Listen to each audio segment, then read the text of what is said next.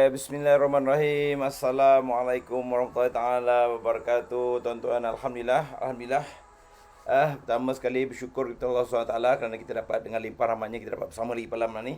Satu topik yang best, satu topik yang ramai SHO tanya saya, ramai SHO yang rujuk pada saya. Dia kata, Encik Makrul, dah naik daripada 50 dah naik 500 ni, kerja safety ni sama je ke? Ataupun orang kata kalau dah ada adjustment dari segi legal, adakah kita still buat kerja yang sama ataupun akan ada pertambahan kerja ke atau macam mana? Dan ada juga yang bertanya, adakah berbaloi majikan didenda 500,000 sedangkan orang kata tugas SHO still sama, still apa yang kita lakukan, dan akhirnya adakah tugas SHO ni boleh menyelamatkan, benar boleh menyelamatkan majikan didenda lebih dari 500,000. Dan in here, untuk pengetahuan semua, anda ada 1 tahun mengadoptasikannya. Berapa? 1 tahun tak lama, setahun ni kejap je. Because why? Memang telah dimaklumkan, telah diwartakan, dan setahun diberi adalah sebagai grace period untuk organisation bersedia dan adopt to the situation, dan bersedia untuk orang kata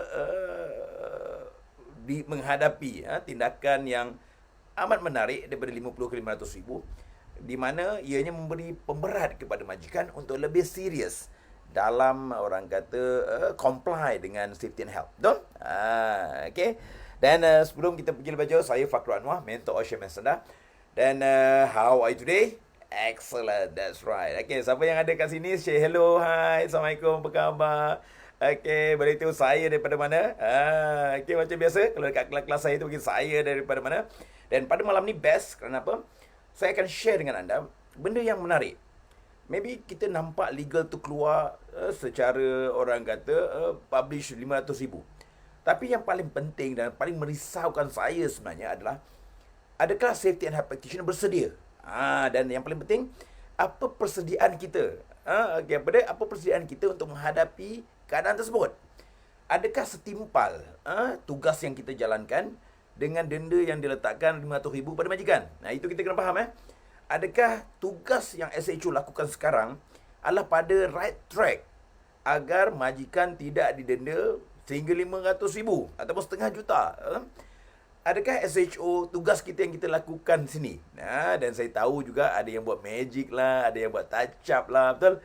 Ada yang parking lah. Let us be frank dalam perkara ini. Saya lebih suka kita berterus terang dalam perkara ini. So, adakah kita bersedia untuk menasihati majikan senilai RM500? Itu yang kita nak bincangkan. Dan insyaAllah kalau ada kesempatan, saya akan share juga apa maklumat-maklumat yang terkini daripada OSHA 2020. OSHA 2022, betul? Supaya kita sebagai safety practitioner, kita bersedia untuk menjalankan tugas kita sebenar, betul? Bersedia untuk menasihati dan memberi maklumat kepada majikan senilai 500,000 atau setengah juta tu. Okay, don't play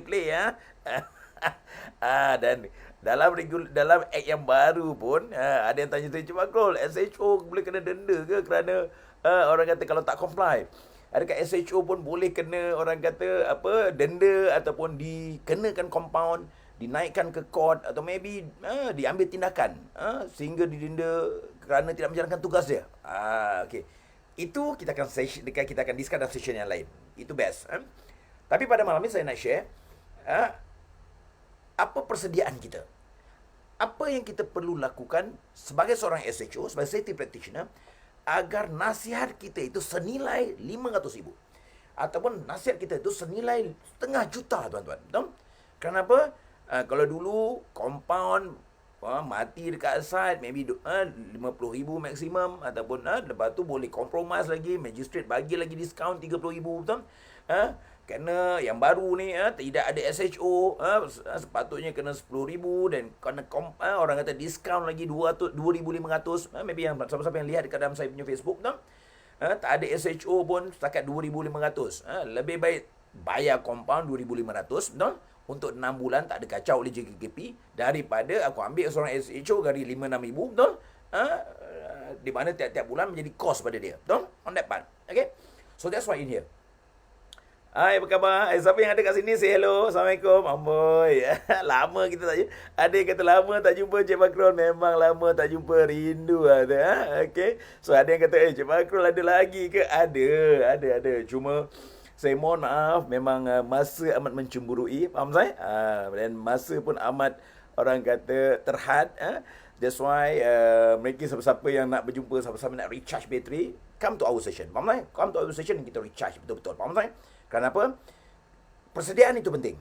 Kerana apa? Kita tak nak nanti SHO di blame kerana gagal untuk menjalankan tugas dia. Majikan didenda sehingga 500,000 kerana ada SHO tapi SHO tak berfungsi dengan betul. Dan kita tak menjalankan tugas kita yang sebenar sehingga kita rasa bersalah. Kerana apa? Adakah apa yang kita buat ni senilai 500,000 itu? Okay. Okay, siapa yang nak tahu apa yang saya nak kongsi pada malam ni? Best, okay, bagi tahu. Saya nak tahu. Dan bagi tahu ni, how are you today? Tulis kat bawah tu, excellent. Okay. Dan siapa ada kat sini, say hello to everybody. Okay, kita tengok juga siapa yang dah ada kat sini. Alhamdulillah. Okay, so kita ada Reed, apa khabar Reed? Kita ada hai, Adil semua, hai. Safa, apa khabar Safa? Okay, bagus. Waalaikumsalam. Okay, baik. Ada lagi Zanuddin, apa khabar Zanuddin? Freddy. Alhamdulillah. Abdul Majid ada. Alhamdulillah. Okey. Waalaikumsalam semua. Amboi. Rashwan, apa khabar Rashwan? Dan yang ada kat sini, jangan lupa share dekat kawan-kawan kita yang lain. Kita ada Su. Waalaikumsalam. Dan Alhamdulillah. Hai, Mak Nur Rizwan, apa khabar tuan? Ahmad Majid. Wah, best ni. Okey. Waalaikumsalam. Waalaikumsalam. Hai, Dinesh. Cik Zul, apa khabar Cik Zul? Waalaikumsalam. Cik Syah. Okey, bagus. So, ada Ku Anas juga. Kita ada Malen. Hai, Zainuddin. Kita ada Hadi, apa khabar Hadi? Lama tak dengar suara. AJ, Waalaikumsalam. Okey. Reed dari Podation. Alhamdulillah. Alhamdulillah. Dan ramai ada kawan-kawan itu. Dan jangan lupa share benda ni. Kerana apa? Benda ni best. Kerana apa? Untuk pengetahuan anda, sebagai safety practitioner, kita kena bersedia. Bersedia untuk menjalankan tugas kita yang sebenar. Dan juga bersedia untuk uplift diri kita pada satu level yang berbeza. Betul? Itu penting tuan-tuan. Kerana apa? Majikan akan tertanya-tanya. Kalau aku kena kampuan 500,000 dan aku nak ambil SHO jam biasa-biasa, betul? Adakah ia berbaloi? Betul? Itu kena faham. Adakah ia berbaloi? Dan bila dia mengambil seorang SHO, apa expectation majikan? Betul? Dan apa yang kita kena deliver? Itu penting. Dan ada yang tanya saya, Cik Bakrul, SHO regulation pun akan di-update ke? Itu kita tunggu. Faham saya? On that particular updating. Tetapi setakat ini, sebagaimana anda faham, untuk kita orang pastikan majikan kita tak didenda 500,000, kita kena menjalankan tugas kita lebih baik daripada sebelumnya. Ada orang kata, Cik Bakrul sama je ke ataupun macam mana? Kerana apa? Daripada 50 naik 500 memanglah 1-0. Faham tak? Orang kata, Cik Bakrul 1-0. Tapi 1-0 tu tuan-tuan boleh sengit company. Betul? Okay, good. Dan yes, ada yang kata selamat berpuasa. Yes, selamat berpuasa. InsyaAllah minggu depan hari Sabtu kan, 3 April kita akan berpuasa pada yang Muslim. Saya ucapkan selamat berpuasa juga, jangan lupa. Okay. So what happened is pada malam ni kita akan share sedikit. Okay. Dan sebagaimana tuan-tuan tahu, kita nak share sikit dekat sini, betul? Dah ada pindaan apa dah? Pindaan Akta Keselamatan dan Kesihatan Pekerjaan.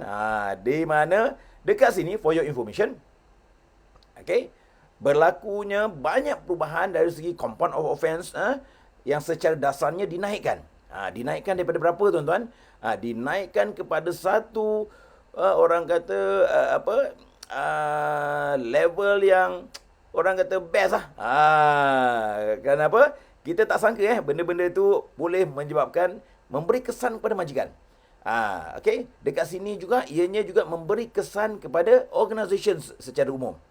Dan secara tak langsung juga ia juga memberi kesan kepada siapa?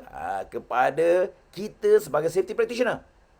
Bila kita sebagai safety practitioner, peningkatan sesuatu compound itu akan memberi kesan kepada 3 perkara. Okay, take note kat sini. Siapa ada kat sini? Okay, take note benda ni. Bila daripada 50,000 tu naik kepada 500,000. Okay, apa yang berlaku pada majikan? Okay, So kedua, kita akan share nanti apa yang akan berlaku pada SHO pula. Pertama sekali kita kena faham, bila nak limit 50,000 ke 500,000, apa expectation majikan? Apa yang majikan nak? Dan apa yang majikan lihat pada kualiti seorang SHO yang boleh menyelamatkan mereka daripada 500,000. Itu penting. Okay. So that's why in here, kita kena faham, bila sesuatu compound tu dinaikkan, ia akan memberi nombor satu kesan kepada apa dia? Financial of the organisation. Faham saya? Kita kena faham juga, tak semua organisation yang ada kapasiti kekuatan ekonomi untuk bayar 500,000 tu. Faham saya? Okey, itu kita kena sedar. Yang kedua, majikan pula akan ada orang kata keinginan dan untuk memastikan SHO yang dipilih ni betul-betul berkualiti. Maknanya dia nak pastikan, hello, kau kena pastikan kerja yang kau lakukan dan apa yang you lakukan mesti menyelamatkan company aku daripada denda 500,000. Faham saya? Itu kena faham. That's why perception majikan adalah berbeza dah. Kita bukannya macam dulu, tak apalah, janji kita ada safety, kita ambil safety officer, cukup lah. Faham saya? Kita ada SOP, touch-up sana sikit, cukup lah. Faham saya? So, keadaan dan persepsi majikan dah berbeza. So, that's why anda kena faham. Sebenarnya benda ni dan trend ini berlaku dekat Malaysia saja. Benda ni juga berlaku di negara lain. Di Singapura contohnya. Okay? Benda ni dah berlaku 8 hingga 10 tahun yang lepas. Di Singapura, tuan-tuan, okay? First offence or not complying with safety and health can go until the 500,000. But on second offence, it can go until 1 million. Then the seriousness of safety and health bermaksud apa? If you don't do safety and health, don't do business. Sampai macam tu serius dia. And bila organisation tu mengambil seseorang SHO, dia dah meletakkan dia punya expectation. What deliverable yang kena dilakukan oleh safety officer. Dan majikan sendiri pun akan start monitor. Apa dah? Monitor closely apa tugasan yang perlu dilaksanakan oleh SHO. Anda kena faham benda tu. Pertama, dari segi economic of scale. Kedua, dari segi detailing of task. Kerana apa? Majikan akan lihat bahawa adakah SHO menjalankan tugas dia yang boleh menyelamatkan aku 500,000 ni. So, that's why ini memberi pressure yang tidak ada sebelumnya kepada tugas SHO. Anda kena faham that particular thing. Okay? So, therefore, majikan juga mempunyai expectation berbeza. Okay, so therefore, mereka akan go much more detail untuk melihat apa tugasan safety officer. Mereka melihat adakah tugasan itu memberi return of investment. Apa dah? Return of investment. Dan kita kena faham juga, dalam safety ni tuan-tuan, return of investment adalah bukan secara direct. Return of investment dalam safety bukan secara orang kata extrinsic ataupun kita nampak dalam RM. Ataupun return of investment dalam safety bukan adalah return investment yang macam operation atau production ataupun sales buat, di mana ianya adalah kesan yang kita boleh dapat bulan-bulan. Dan ianya juga kadang-kadang bukan adalah dalam kawalan SHO. Anda kena faham benda tu. So that's why kita tak nak kita trap dalam bubble di mana department lain buat salah, safety dipersalahkan. Department lain yang berlaku kemalangan, safety dipersalahkan. Department lain yang orang kata melakukan kesilapan dan kemalangan, safety yang dipersalahkan. Nampak tak? So that's why kita akan cover the second part nanti on the SHO point of view dan bagaimana SHO bersedia untuk menangani this particular part. First part ni kita nak belajar apa expectation majikan. Faham tak? Bagaimana majikan punya expectation akan berubah daripada 50,000 ke 500,000. Kita kena faham that particular thing. Okay, siapa yang ada kat sini tolong share. Love banyak sikit. Alamak, lama tak love lah. Tolong love. Okay, good. On that things. Okay. So, first of all, kita akan ada tiga persepsi kat sini. Tiga persepsi. Tulis kat situ, ada tiga persepsi. Satu adalah persepsi dari segi majikan. Kedua adalah persepsi daripada SHO. Faham kan? Dan yang ketiga adalah persepsi daripada workforce ataupun tenaga kerja. Kerana apa? Kita kena pastikan tenaga kerja juga perlu dikomunikasikan tentang legal. Dan mereka akan tahu bahawa sekiranya majikan tidak comply, sekiranya mereka tidak comply dan syarikat mereka tak comply, syarikat boleh didenda sehingga 500,000. Faham tak? Itu yang biasanya. So that's why anda kena faham akan ada tiga persepsi. Berapa persepsi? Tiga persepsi. Pertama, persepsi majikan. Kedua, persepsi SHO sendiri. Betul? Bagaimana nak pastikan ni? Apa nak kena buat ni untuk 500 ribu, nak protect 500 ribu ni? Adakah kerja aku yang aku buat sekarang, aku ulang-ulang lagi cukup untuk bantu majikan daripada kena 500? Faham tak? Saya sebut persepsi SHO. So, SHO kena bersedia. Dan yang ketiga yang paling best juga adalah persepsi seluruh warga kerja daripada pengurusan, daripada pekerja, daripada management. Betul? What is their expectation bila boleh dikenakan denda sehingga 500 ribu. So that's why sebagai safety practitioner kita kena bersedia dan kita kena orang kata memahami this particular part supaya kita boleh mengatur strategi kita. Mengatur apa? Strategi, betul? So that's why saya akan share dengan anda the strategi yang kita akan lakukan untuk memastikan kita diselamatkan daripada kena 10 ribu kalau SHO, ataupun majikan kita, organisasi kita diselamatkan daripada didenda sehingga 500 ribu. Faham tak? Letih tuan-tuan kalau kata kena denda 500 ribu ni, betul? Dan senang cakap, kalau kan company lah kena denda 500 ribu, maksimum lah kalau kata kena discount 30% pun daripada magistrate. Faham tak? Kau ingat macam mana persepsi dia terhadap SHO? Kau ingat apa persepsi mereka terhadap safety punya personnel yang menjalankan tugas safety yang sepatutnya membantu menasihati mereka, betul? Itu yang kita kena faham. So that's why in here I nak kita faham bagaimana kita nak strategikan. Betul? Okay. Siapa yang ada kat sini jangan lupa untuk love dengan share. Alamak, love to share. Okay, By Roti dah tulis satu. Betul. Ada 2-3 persepsi, betul? Persepsi majikan satu, persepsi SHO satu, persepsi tenaga kerja satu, betul? Alhamdulillah, best. Okay, good. So kita akan share all that particular part. Dan kita nak buat persediaan. Apa dah? Persediaan awal. So, kita jangan bila dah keluar dalam masa setahun, ada kita dalam masa setahun, grace period sebelum dia di-enforce. So, kita mesti bersedia. Safety practitioner kena bersedia. Saya sendiri pun risau sebenarnya kalau anak murid saya tak bersedia untuk menasihati atau membantu majikan untuk selamatkan dia daripada kena 500 ribu. Betul? So, kita kena bersedia dan kita kena protect and jaga profession kita. Itu penting. Kerana saya tak mahu juga our profession sebagai safety practitioner dented kerana kita tak bersedia. Kita tak boleh memberi nilai value yang sebegitu banyak. Okay, on that part. Okay, bagus. Alhamdulillah. Waalaikumsalam Iskandar. Waalaikumsalam. Okay, Jaya. Hai. Asir, excellent. Kita recharge. Waalaikumsalam. Azam, apa khabar? Waalaikumsalam. Assalamualaikum. Selamat puasaku. Okay, salam semua. Insan, okay, selamat. Okay, Cik Azhar, apa khabar tuan? Waalaikumsalam. Okay, bagus. Okay, siapa yang saya tulis ni tolong tulis kat bawah. Okay, pertama sekali adalah persepsi majikan. Kita cover persepsi majikan dulu. Okay. So, bila 50 ribu naik kepada 500 ribu, apa persepsi majikan? Pertama, persepsi majikan adalah dari segi financial. Daripada segi orang kata impact dari segi financial.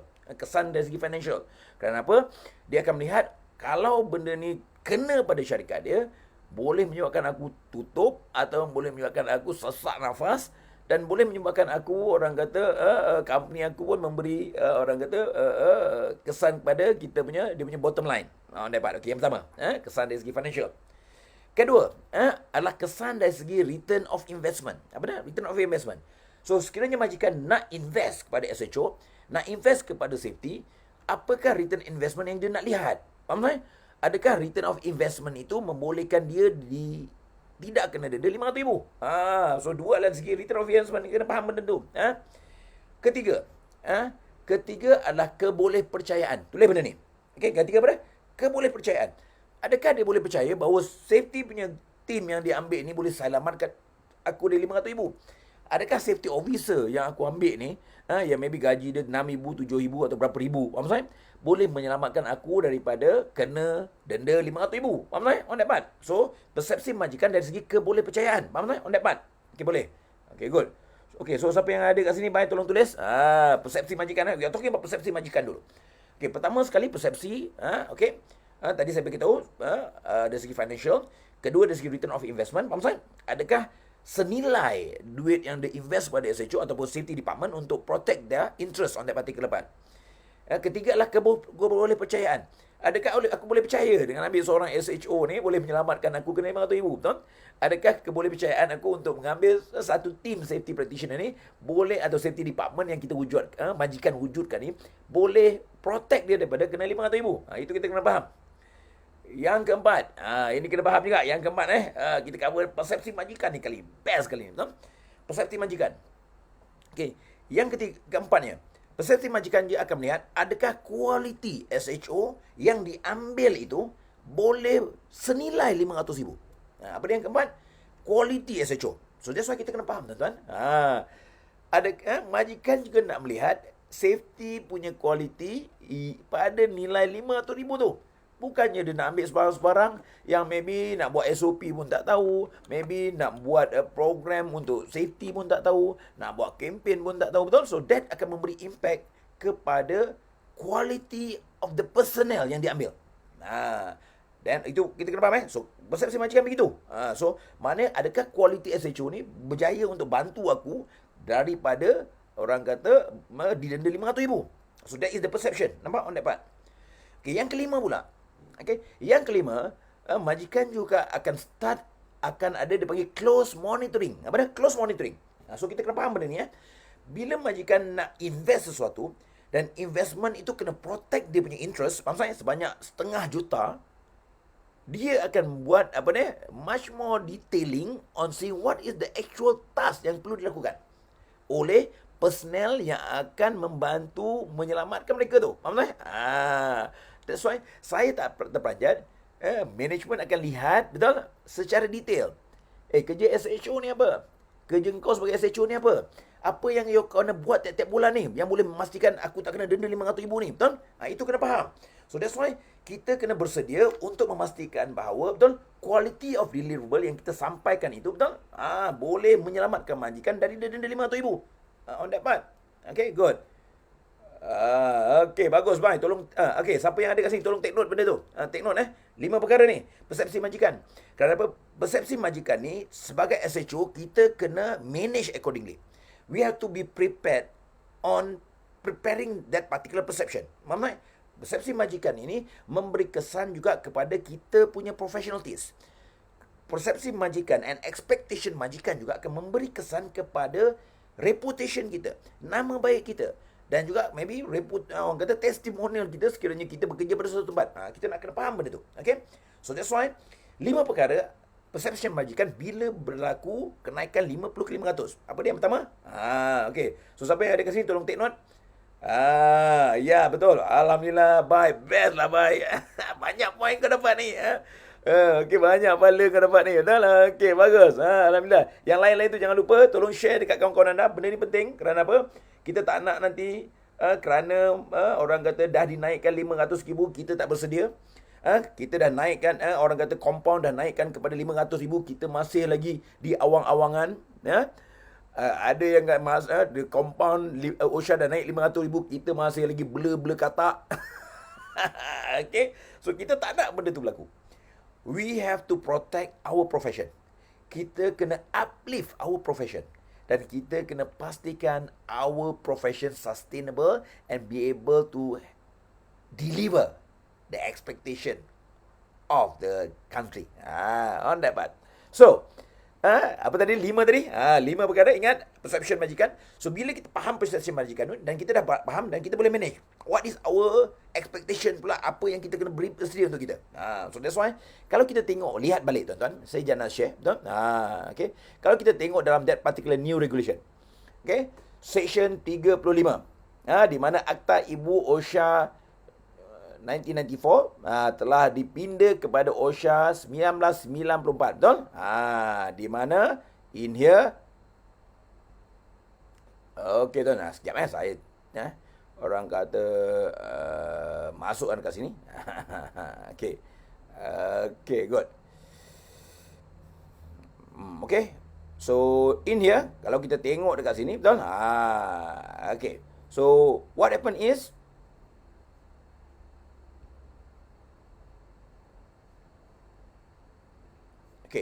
kalau kita lihat tuan-tuan dekat sini, betul? Majikan boleh didenda sehingga RM500,000. Nampak ni? Apabila disabitkan in here, dia boleh denda tidak melebihi RM500,000 atau dipenjarakan selama tidak melebihi 2 tahun atau kedua-duanya. So that's why in here, Bila majikan tuan-tuan boleh kena 500,000, isu dia adalah bagaimana kita boleh bantu mereka, betul? Bagaimana kita boleh memastikan majikan ini diselamatkan, betul? Macam mana kita boleh pastikan bahawa majikan juga tidak orang kata teraniaya lah. Kalau dia dah ambil kita bekerja, betul? So itu yang kita kena bantu. Itu yang kita kena pastikan. Dan itu juga yang kita kena make sure supaya kita dapat deliver the expectation of majikan.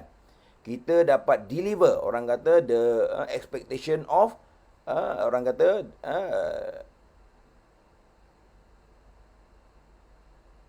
okay on that thing. Boleh? So therefore bila adanya perkara ini, kita kena make sure that we are be able to deliver the expectation of majikan. Nampak? So pertama sekali kita kena faham persepsi majikan. Bila majikan dah ada perception mereka sendiri, kita kena bersiap dan kita kena bersedia. Apa persediaan yang kita kena ada? Itu penting. Kerana apa? Kita kena pastikan, kita kena tahu sebenar-benarnya apa tugas kita. Dan sebagaimana yang kita maklum, semua orang tahu tugas SHO ni apa. Maybe saya boleh share sedikit. Okay? Maybe kita ulang kaji sikit. Kata, macam Makro malam ni kelas kita ulang kaji lah. Tapi jangan lupa, tolong share dekat SHO lain yang lain. Betul? Kerana apa? Kalau kita tak nak majikan kita didenda hampir 500,000, betul? So, kita juga kena bantu. Kita juga kena melaksanakan tugas kita dengan betul. Kita tidak boleh lagi melakukan tugas yang sama saja apa yang kita lakukan sebelumnya untuk memastikan majikan comply sehingga 500,000. Nampak tak? So we have to understand that concept. So, nombor satu, kita faham persepsi majikan. Faham tak yang saya share tadi? So, ada berapa persepsi majikan? 5 persepsi majikan. So, that's why akan berlaku juga perbezaan dari segi kemungkinan majikan akan lebih monitor the SHO more closely. Majikan start ambil tahu, kerja SHO kau ni apa? Dan majikan start ambil tahu juga, mana report kau yang kau patut hantar tiap-tiap bulan ni. Faham tak? Nampak tak ni? So, we have to understand that particular part. Tapi yang paling penting, adakah kita sebagai SHO berjaya menjalankan tugas kita dengan betul? Berjaya menjalankan tugas kita dengan baik? Itu juga menjadi cabaran kita, betul? Kerana apa? Kalau kita tidak boleh menjalankan dengan baik, majikan ni tuan-tuan, suspend juga. Suspend kerana apa? Suspend kerana aku kena denda 500,000 ni nak mampus. Faham tak? Kan? So, therefore, kita kena bersedia. Dan kita kena juga tahu apa expectation mereka. Betul? So, nombor satu. Apa dia? Expectation majikan tadi kita dah share adalah kesan pada financial. Kedua juga, dia nak juga return of investment. Betul? Bila aku ambil SHO, bila aku ambil seseorang ataupun satu team safety practitioner, adakah ia ada return of investment? Kita kena faham juga on that part. So ketiga, kebolehpercayaan. Bolehkah aku percaya SHO ni boleh menyelamatkan aku bagi kejikan ni 500,000? Itu pun satu juga. Dan yang ketiga juga, kualiti SHO yang kita ambil tu ataupun kualiti SHO yang diambil tu adakah senilai 500,000? Faham tak? Dan yang paling penting sekali juga adalah kita akan mula lihat di mana majikan atau wakil majikan akan start close monitor tugas kita. Akan start close orang kata monitor on apa tugasan yang wajib kita lakukan. Untuk memastikan mereka tak kena 500,000. Betul? On that part. So that's why kita juga kena bersedia. So maybe kita ulang kaji sedikit apa tugas-tugas SHO. Okay, boleh? Okay, this one. So just to share with you. Under Regulation 18, SHO Regulation 1997. Okay, SHO must do. Apa dia? Okay, benda-benda ni kita kena tahu tuan-tuan dan kena jelas. Pertama sekali untuk apa? Advise the employer. Apa yang pertama apa? Advise the employer. Kedua, inspect the workplace. Lepas tu conduct investigation. Okay. Lepas tu apa? Organize and implement OSH program. Kita ada juga act sebagai secretary. Kita aja collect, analyze and maintain OSH record. Kita juga kena assist any officer yang datang sekiranya berkaitan dengan OSHA. Dan juga any instruction for the employer pertaining to OSH at the workplace. Kat sini pun kadang-kadang ada juga salah guna ni. Betul? On that particular thing. Okay. Dan juga kalau kita tengok dekat sini dekat Regulation 19 tuan-tuan. Okay. SHO yang telah menjalankan tugas by 10th day of every month, SHO must submit a report to the employer. Okay, on this particular thing.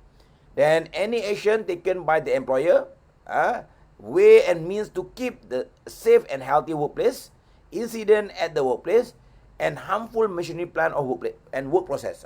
So that's why in here, kita kena faham, bila kita dah ada tugas kita yang termaktub dalam undang-undang, okay, dan majikan akan close monitor tugas kita. Kerana apa? Majikan start tahu apa tugas yang perlu dijalankan untuk save mereka daripada RM500,000. Majikan dah mula close monitor. Apa tugas kau ni yang boleh kau menyelamatkan company aku RM500,000 ni? Betul? On that part? Yes. Okay, bagus. Okay. Okay, dan jangan lupa love. Okay, love lah sikit kat situ. Okay, good. Love. Okay, good. Okay, sampai yang ada kat sini. Okay. So, next. Majikan juga kita kena tahu persepsinya akan berubah. Kerana apa? Bila RM50,000 betul menjadi RM500,000, dia akan rasa the pinch. Faham tak? Dia akan rasa bahawa ini perkara yang serius.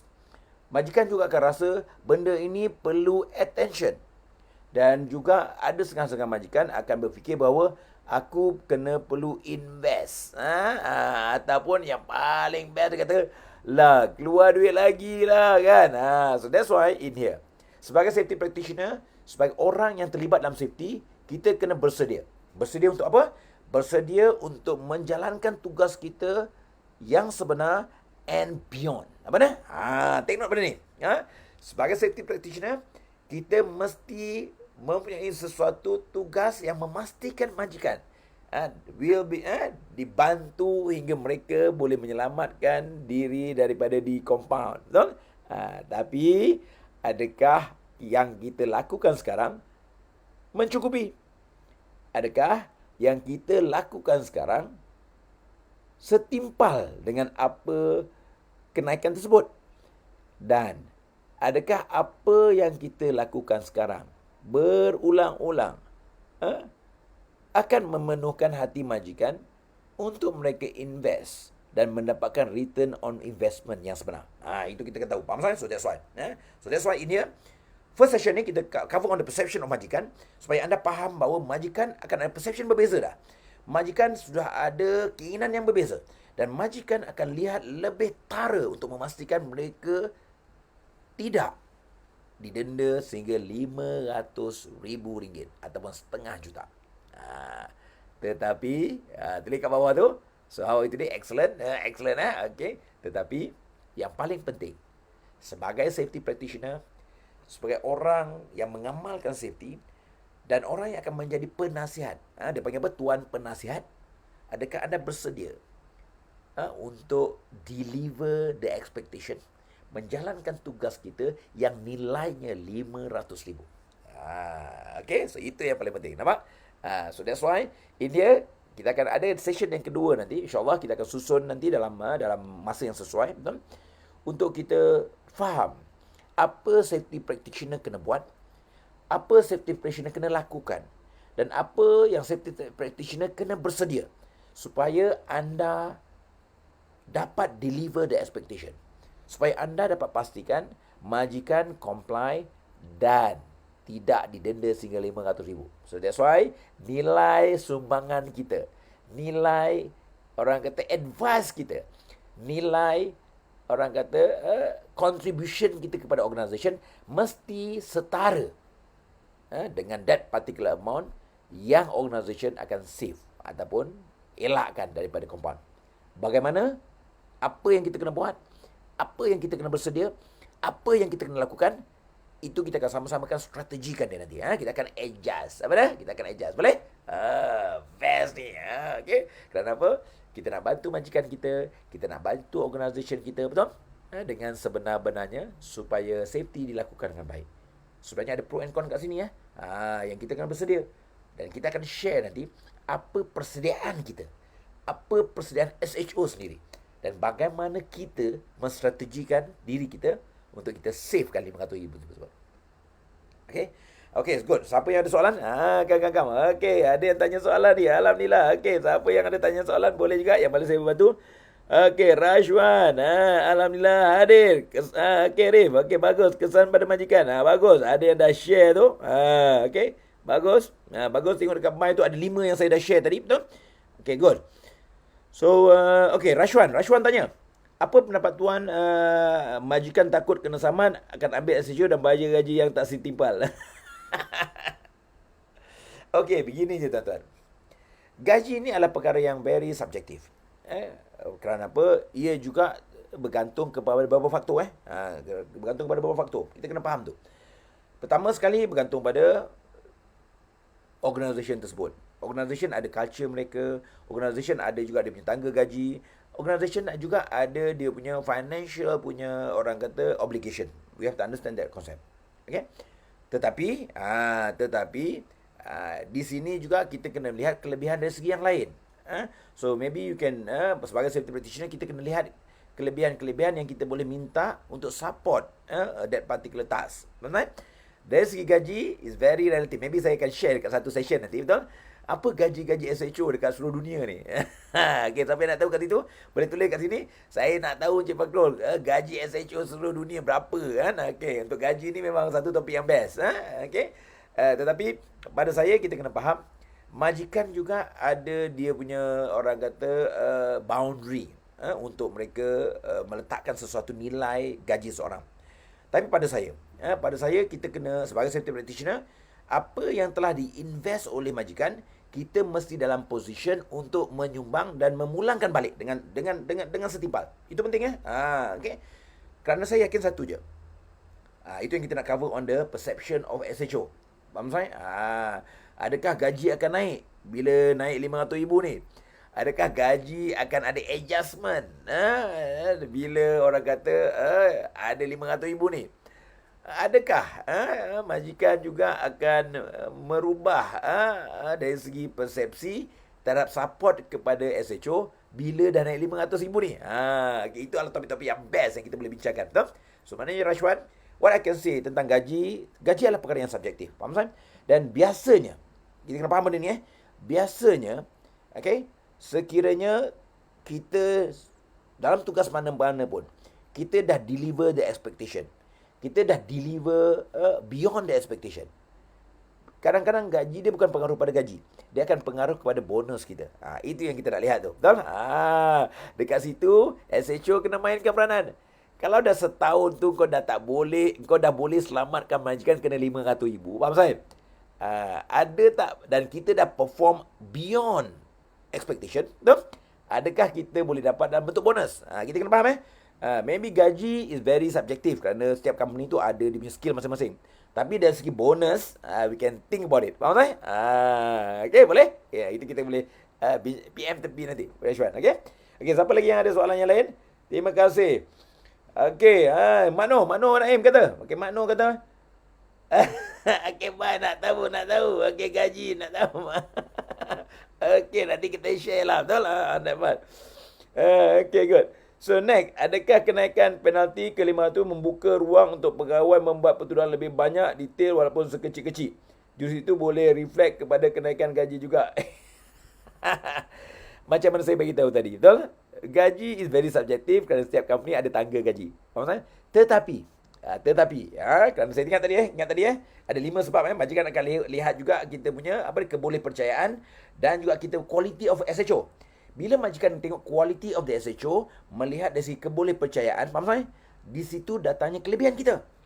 Kerana apa? We are much more close to the management dan kebarangkalian kita, kalau kita go beyond expectation, dia akan effect pada bonus kita ataupun kita punya dia panggil compensation ataupun remuneration. Itu kita cover lain pula session. Faham tak? Bagaimana kita nak play around daripada save 500,000 kat syarikat tu, kita boleh dapat remuneration yang lebih baik. Boleh? Itu kita PM tepi. Okey, baik. Okey, baik. Okey, siapa tengok kat job street gaji SHO 1,500. Tak apa tuan. 2,500 di mana anda baru bermula. Tak apa. Mulakan dan deliver. Betul? Dan kita kena faham. Saya akan share juga nanti. Betul? Memang mulanya akan rendah. Tetapi slowly bila majikan start faham dan menilai benda tersebut, that particular part akan naik. Faham saya? Macamnya contoh dekat Korea. Faham saya?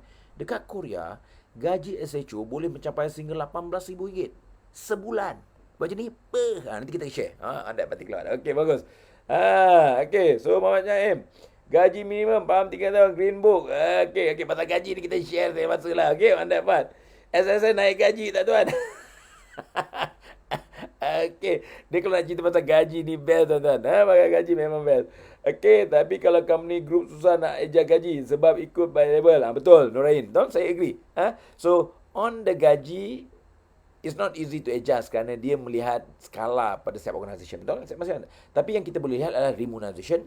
Kita boleh juga melihat dari segi bonus. Kita boleh melihat dari segi angle yang berbeza. Faham tak? Tapi dengan satu syarat. Adakah kita boleh menasihati majikan dan bawa safety dalam organisation kita ke level yang seterusnya? Itu menjadi tanda tanya kita. Itu menjadi cabaran bagi kita. Dan itu menjadi cabaran bagi safety practitioner. Are we be able to bring our safety to the next level? Faham tak? Okay, gaji kita share lain sikit. Okay, tuan-tuan, best. Okay, malam ni kita dah cover perception majikan. On the second part nanti, kita akan belajar apa perception SHO pula. Faham tak? Kerana SHO kena bersedia. SHO kena mantap. SHO kena membuat persediaan untuk apa yang anda buat itu senilai RM500,000. Pasal gaji, PM tepi, kita akan plan untuk kita buat perbandingan gaji di seluruh dunia. Atau bagaimana? Boleh? Maybe kita bagi dekat 5 atau 10 negara tentang gaji SHO. Okay, tuan-tuan, it's my pleasure to have all of you malam ni. Dan malam ni memang topik best. Kita dah cover the perception of majikan dalam denda RM500,000. Faham saya? Sekarang kita akan cover satu lagi, section yang paling best. Apakah persediaan SHO untuk membolehkan anda menasihati majikan senilai RM500,000? Itu yang kita nak cover. Okay? So, insyaAllah, kita cover dengan session kita yang lain. Dan saya doakan kesihatan dan keselamatan anda. So, stay safe, stay healthy, and stay excellent. Okay? Okay, bye. InsyaAllah. Okay, kita jumpa lagi. Okay, bye. That thing.